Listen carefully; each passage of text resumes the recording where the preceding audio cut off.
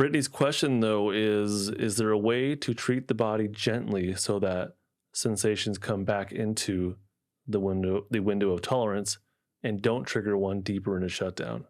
And the answer is yes. Yeah, yeah. But you have to build the strength of the vagal brake. The vagal brake, as you would learn in Polyvagal 101, the vagal brake is the strength of your social engagement system and its ability to keep your heartbeat at a calmer pace and to tolerate climbing the polyvagal ladder and to tolerate the fear that may come along with getting unstuck, especially out of a freeze.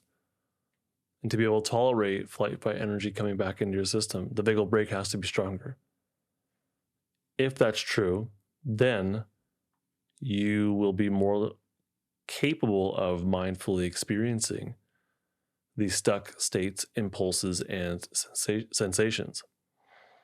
Right now, as you listen, you may be able to notice what the flavor of your cognitions are. You might be able to say, my thoughts are very empty or hopeless. Hopeless is, I think, a good word.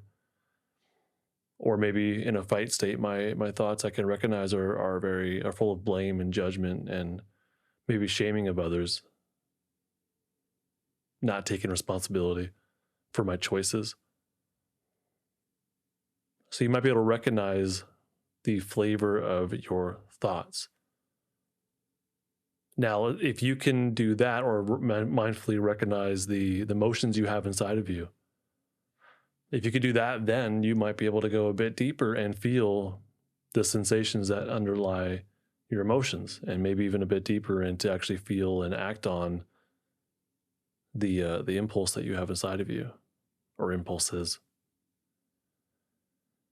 To gently be able to tolerate the sensations that she's talking about, you have to be able to stay grounded in your safety state. You have to be able to do this kind of work, this mindfulness stuff, from a place of curiosity, not judgment, not evaluation, not trying to stop it, but actual curiosity to be able to welcome it. You may even be able to, or need to, accept co-regulation from somebody else, someone in your life that's able to provide you some safety cues from them to you. You may need to be able to do that to help you stay grounded in your safety state, like in therapy especially. To stay grounded in your safety state, you may need to know what your safety anchors are, to know what helps you to feel grounded and in the present moment. My course, Building Safety Anchors, is really helpful for that kind of stuff. It's really all about what brings you to the present moment, what helps you feel anchored, what helps you feel safe, what does that feel like? And it teaches you 6 different paths and guides you on how to practice doing those. And then I have another course coming out soon called Unstucking Defensive States, and that's going to teach you how to directly feel, experience mindfully these stuck defensive states and how to actually get some relief, do some discharge, or do some ladder climbing. So yeah, it's possible. It's possible to have a greater window of tolerance, to feel these stuck defensive sensations. But you have to build the capacity to do so. It's not easy. Overall, it's a gradual process. It's a gradual process of building your capacity to be mindful about what's happening within you, of knowing when to start doing this kind of mindfulness work, of knowing when to stop, knowing what your line is, of knowing what brings you to safety, and then putting these pieces together and setting yourself up for success. One of my Building Safety Anchors participants, Stuck Nuts, she was saying that the movement module was too much for her. And so she had a lot of reluctance to do the movement module, but she was going through things in order. And of course, you can mix up the modules and do them in different sequence if you like, but she wanted to do them in order, and she found a way to make it work. But there was a lot of reluctance at first. She did find a way to make it work for her and do these things in a tolerable way. So basically, she was able to identify when to start, when to stop, how to stay grounded in safety, and to get through the steps. There was enough mindfulness of her capacity, of her tolerance level, to be able to make it work, to be able to make that work for her. But really, it's like basically we have to identify what safety feels like for you, or you have to identify that, not me. You have to identify what safety feels like for you. Practice it, be in it, practice it, and that will help you build your capacity to handle more difficult things. That's my priority as a therapist. My priority is, are you grounded in safety?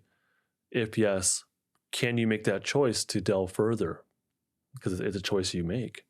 But yeah, the answer is yeah. There's a way to handle these things more gently. You don't have to like plow through them. I don't think it's helpful to just plow through the stuck defensive stuff. It actually could be re-traumatizing, in my opinion. Not just my opinion. It can be re-traumatizing if you're not ready for it and you try to just like plow into it. It very well could be re-traumatizing. If what you're doing is causing you to go into your shutdown state all over again, like if you come out and then go back down, that's probably a good indication that it's too much for your system right now. It's probably a good indication that we're just not ready for that. This could be even like talking to your therapist about, whatever it is, or sharing the trauma narrative story. Like that may be, or the event that led to a stuck traumatic state. That might be too much. That could easily send somebody back into a shutdown state. I've heard this from people who take EMDR. So EMDR therapists out there, be mindful, please, that when they're instructed to, actually trauma-focused cognitive behavioral therapists as well, I've heard from people that tell me that they just kind of numb out, they shut down because they're kind of expected to just tell the story and it's too much. And so they shut down and they'll say, I don't know how I got through it. I just kind of got through it, but I don't think it really helped me. So I would encourage my peers there, my therapy peers, to be mindful of that. This could come from, you could totally send yourself into a shutdown if you're attempting to look inward, do that stuck knot work of looking inward, journeying inward, and maybe meditating on what's happening on your emotions or your sensations before you're ready to, or maybe even like looking at past events. I don't recommend you do that, but that may cause you to go into a shutdown again, and that's just reinforcing the trauma. I've even heard from people saying doing yoga practices, doing some type of movement before they're ready to, or in the wrong context, or not having things normalized, that this could send them into a shutdown state. So it's important for my yoga peers, and I know you all do this already, but maybe normalizing ahead of time and giving permission for people to not participate in certain aspects of yoga might be helpful, to give them that capacity to make a clear choice. I think it's a gentle way of approaching these things, is to know you can choose not to. But yeah, if you do any of this stuff before you are ready for it, it may send you into a shutdown. It might be re-traumatizing. And we don't want that. It's completely okay to welcome a shutdown. I think that's a way to be gentle about this stuff, is to actually welcome it.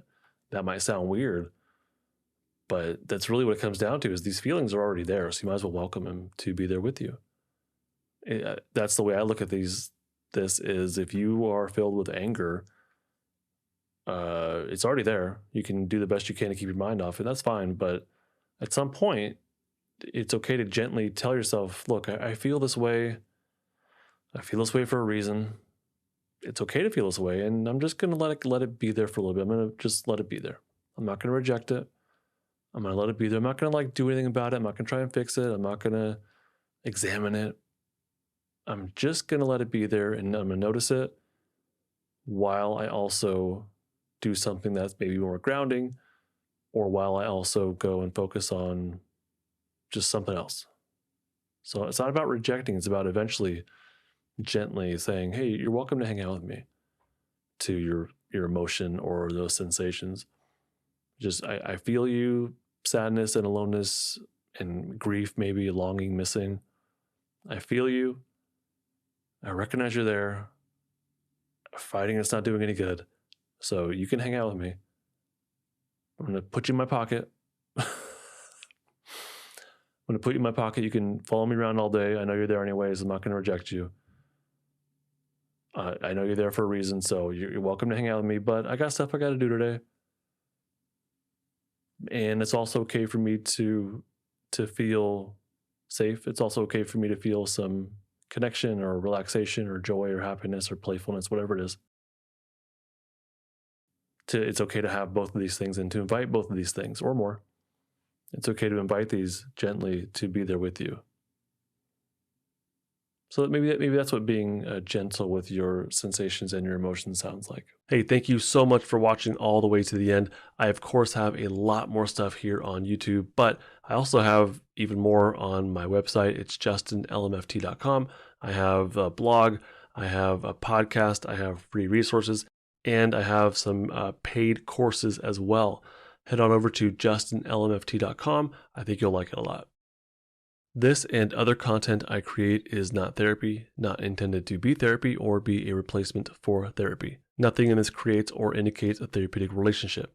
Please consult with your therapist or seek for one in your area if you are experiencing mental health symptoms. Nothing should be understood to be specific life advice. It is for educational and entertainment purposes only.